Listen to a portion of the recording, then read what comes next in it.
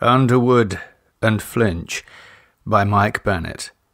Read by the author.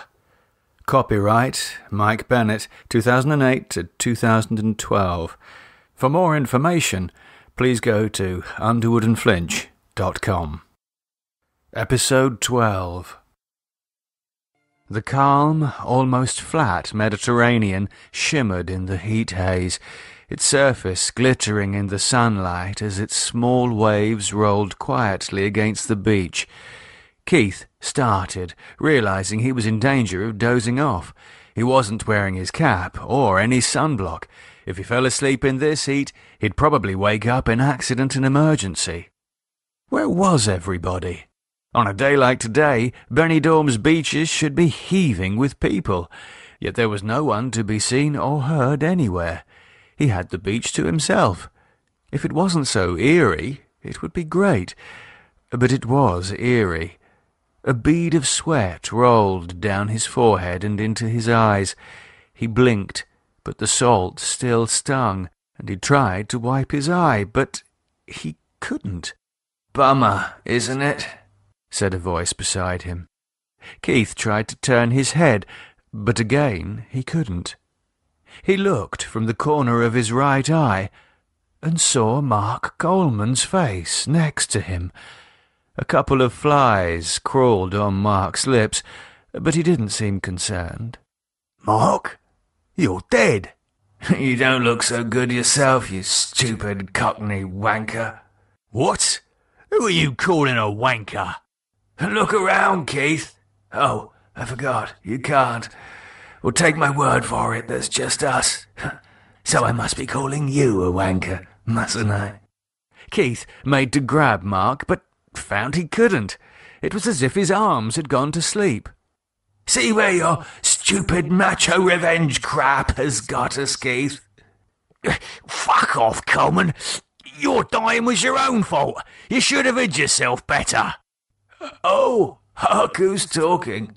Keith gritted his teeth and strained to do something, anything that might result in Coleman crying out in pain, but all he could do was strain. "Hello," said Mark. "Here comes your mate." Keith's eyes looked forward and immediately bulged in fear. Segei was walking towards them along the beach. However, besides his sunglasses, he wasn't dressed for the beach. He wore an expensive suit and black shoes, and in his hand he carried a sports bag. Keith recognized it as the one that he, Damo, and Hodge had used to carry the money when they'd done the hit on Segei's boys. Segei saw Keith and waved. "Who do you reckon he's bringing this time?" asked Mark. "Hey?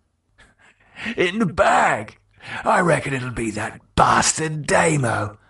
Or maybe your other mate, Hodgkiss." "What are you talking about? You can't fit Hodge in a sports bag." "No, he brought you here in it." "What?" From the corner of his eye, Keith could see that Mark was grinning. Segei walked up to them, and Keith found himself unable to look up beyond Sergei's knees. Segei laughed. "Well, look who is awake. Hello, Mr. Mullins." "Segei, you bastard! Come here so I can—" "So you can what, Keith? Give me the hard stare?"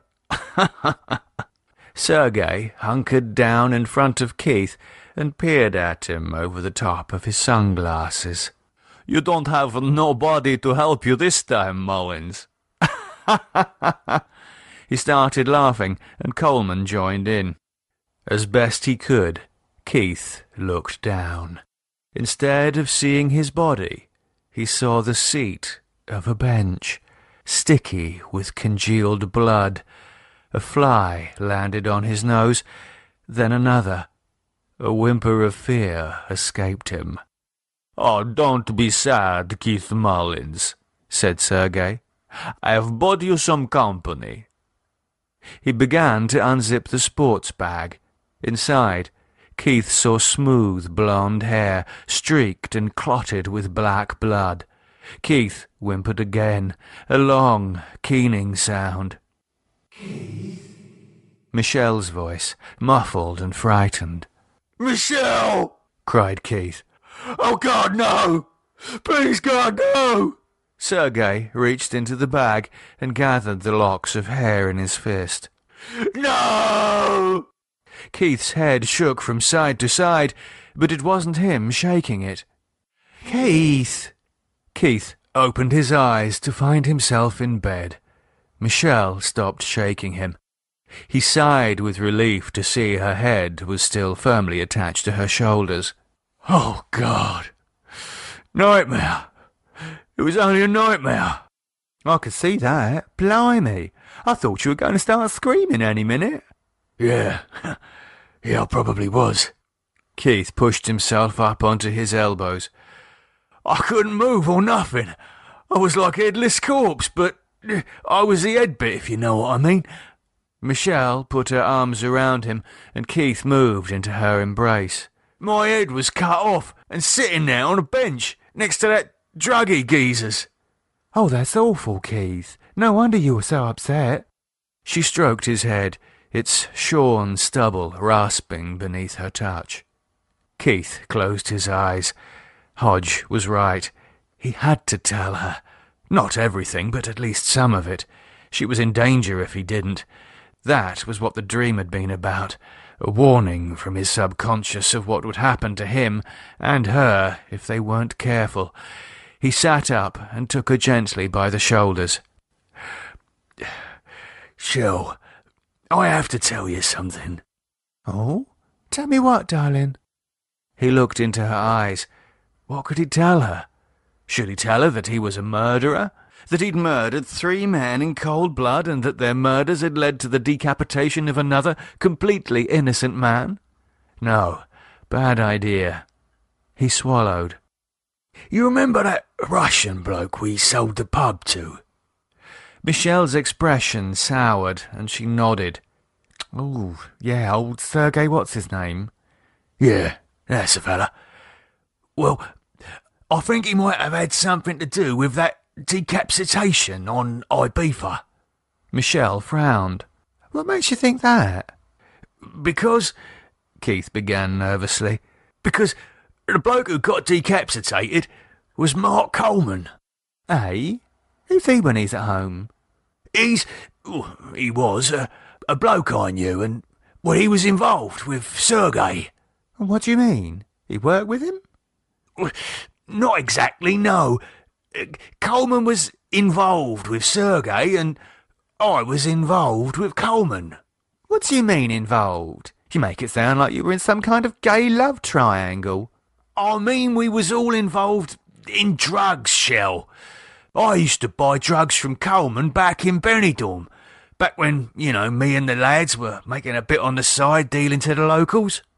Michelle pushed a lock of hair over her ear and looked away. "Well, I never approved of any of that business." "I know, love. I know, but listen, hear me out. We used to get our stuff off of Coleman. I didn't know where he was getting it from at the time, but I know that later on, at least, he was getting drugs off of Segei." "And so you think Segei cut his head off?" "What? I don't know. Maybe." "Well, why'd he do a thing like that?" "I don't know. Maybe Coleman tried to cheat him or something. Remember, Sergei's boys killed Pete." "Well, you suspect that, Keith. The police never proved anything." "Yeah, but I suspect right, though." Michelle was silent for a moment. Then she said, "So what does this all mean, then? Why are you telling me this in the middle of the night?" "'Cause I'm worried, Shell. I'm worried for us." "Why? We've left all that behind us now. Even if Segei did cut that bloke's head off, it's got nothing to do with us." Then her expression darkened as a thought occurred to her. "Has it? Don't you tell me you've been messing around with drugs again, Keith, or so help me I'll call the bloody police myself. I'm not having you—" "No, love," Keith interrupted her. "It's nothing like that. I'm done with all that business. Cross me heart and hope to die." "So what then? What are you worried about?" "I'm worried about Segei, in general." "Why?" "Because he might come after us, here, in Almacina." Michelle frowned. "Eh? What on earth for?" "I I dunno, Keith said, distressed now. It's unfinished business, isn't it? He knows we know that his boys killed Pete. Stands to reason he might come after us. He wants to silence me and the lads forever, doesn't he? Michelle's expression softened, and she put her arms around him. Oh, Keith, don't be silly. All that's finished and in the past now, darling. Keith allowed her to bring his head to her chest. He cupped her breast, an automatic response. I know, girl, but I worry, don't I? Oh, you just had a nightmare, that's all. If Segei was going to hurt us, he'd have done it long ago.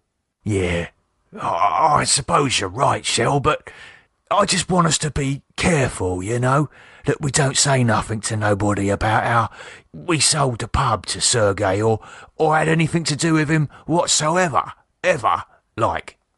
Of course, darling. Let's just try and forget about it now, eh? Keith raised his head to meet her eyes. Really, Shell? Say nothing to anyone about Segei, or Coleman, or any of it. You know, play it safe. Michelle smiled. Why would I want to tell anyone about how my husband was a part-time dodgy geezer? Keith smiled, relieved. I was just worried, babe. I can't help it. I'm a family man, ain't I? I know. She kissed him. And that's why I love you. Keith kissed her back. And I love you too, girl. He smiled and sank down against her chest again, though this time he eased himself a little lower, so his face was against her breasts. Hello, said Michelle, recognizing his apparent arousal. Someone's feeling better all of a sudden. Keith enfolded her in his arms before rolling onto his back and pulling her on top of him. Yeah, he said, smoothing her hair back from her face. And if you play your cards right, girl, I won't be the only one. David opened his eyes. The bedroom window framed a square of cloudless blue. From outside drifted the sound of birdsong and the distant staccato of Spanish voices in animated discussion. His Spanish was rusty, but he concentrated and gradually began to distinguish coherent words, then a flow of meaning. It was a radio news program, and the speakers were discussing football results. He looked at the bedside clock. It was just after midday. He frowned. Why had he slept so late? For a fraction of a second he wondered if he had been drunk the night before. Then the memory of the cellar came back to him.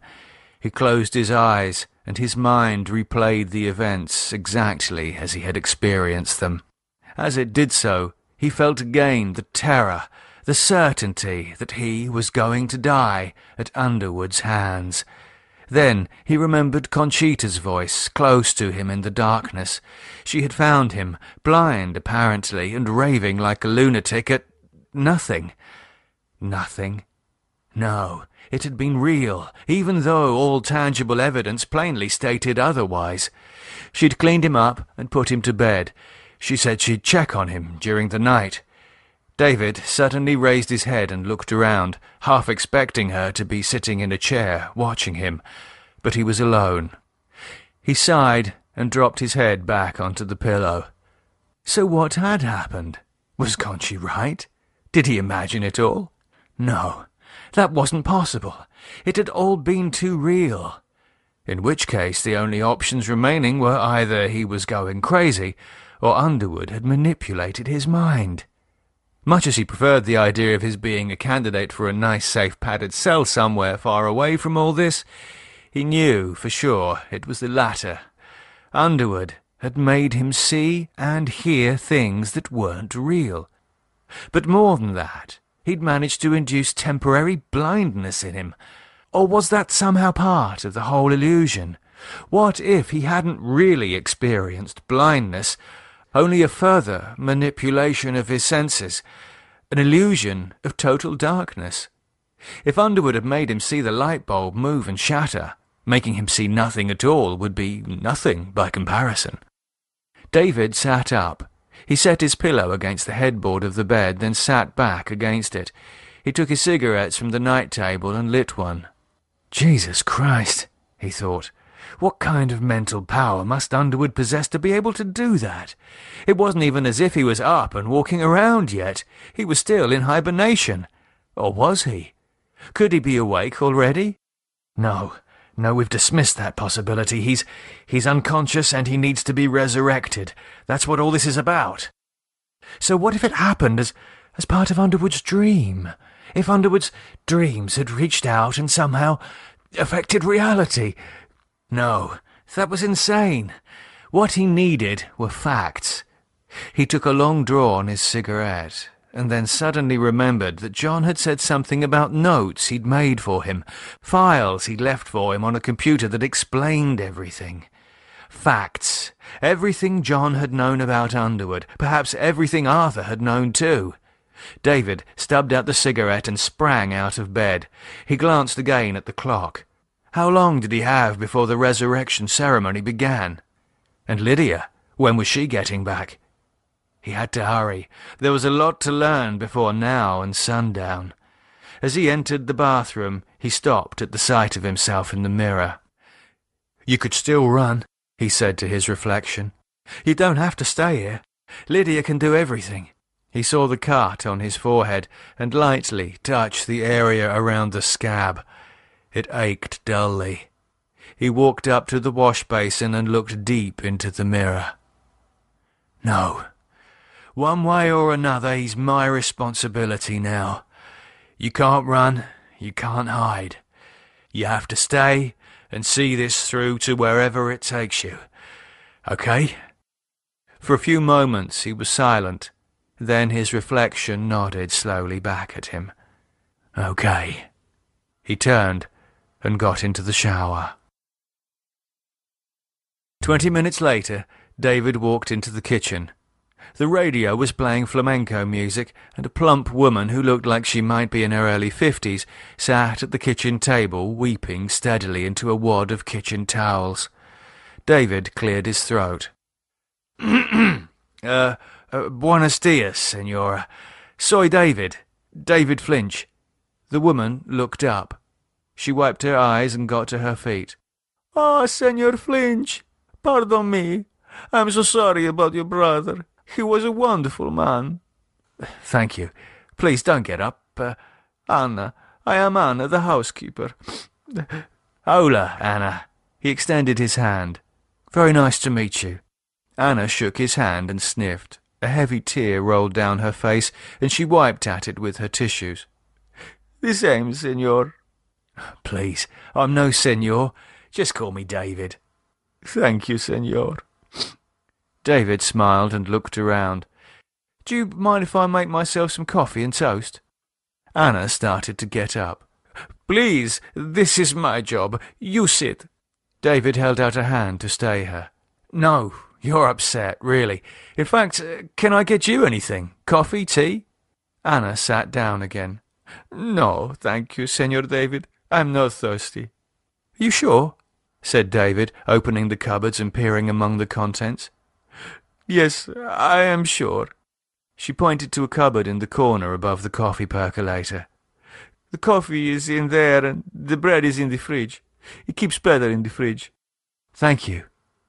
David took out the coffee and put a pot on. He got 2 slices of bread and dropped them into the toaster, then sat down opposite the weeping housekeeper. "So, have you worked here long, Anna?" "I have worked here most of my life. My mother was housekeeper before me." "Carmela?"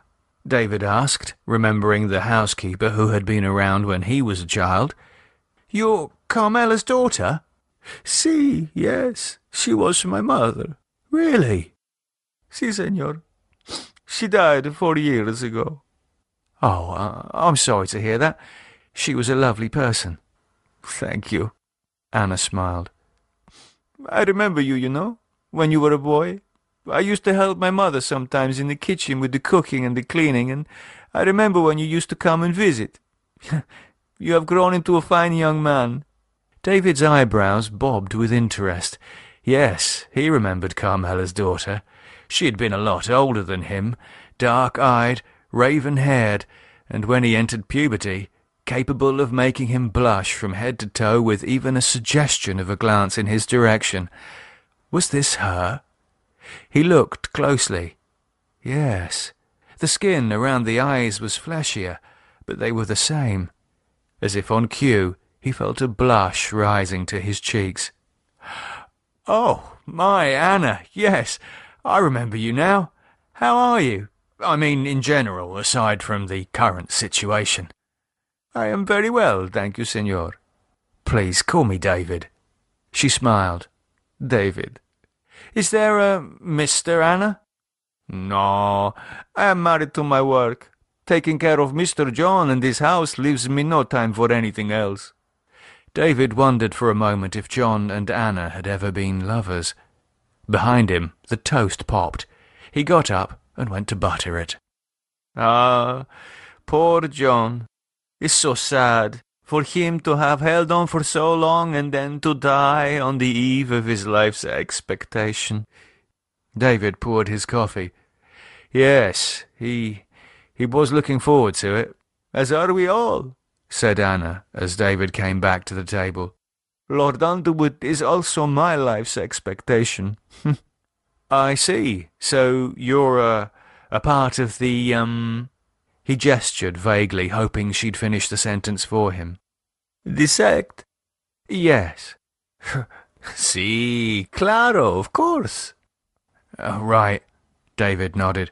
"I suppose it makes sense. You, Conchita. By the way, have you seen Conchita?" "Sí. She went into Almacino to get some things for tonight." "Oh, yes, tonight. The big night, eh? How are you feeling? Excited?" Anna's face lit up. "Oh, very excited. Both John and Miss Lydia said I can attend the resurrection ceremony." Then a doubt clouded her expression. "It's okay with you too, no?" "Me? Oh, God, yeah, sure. What do I know? The more the merrier, eh? And so now you are the guardian, no?" He took a bite of his toast and nodded.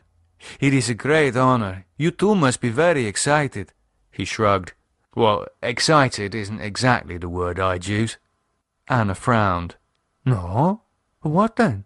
David scratched his chin, trying to remember an adjective that Lydia had used to throw at him when they were kids, meaning scared shitless. How do you say? Estoy acojonado."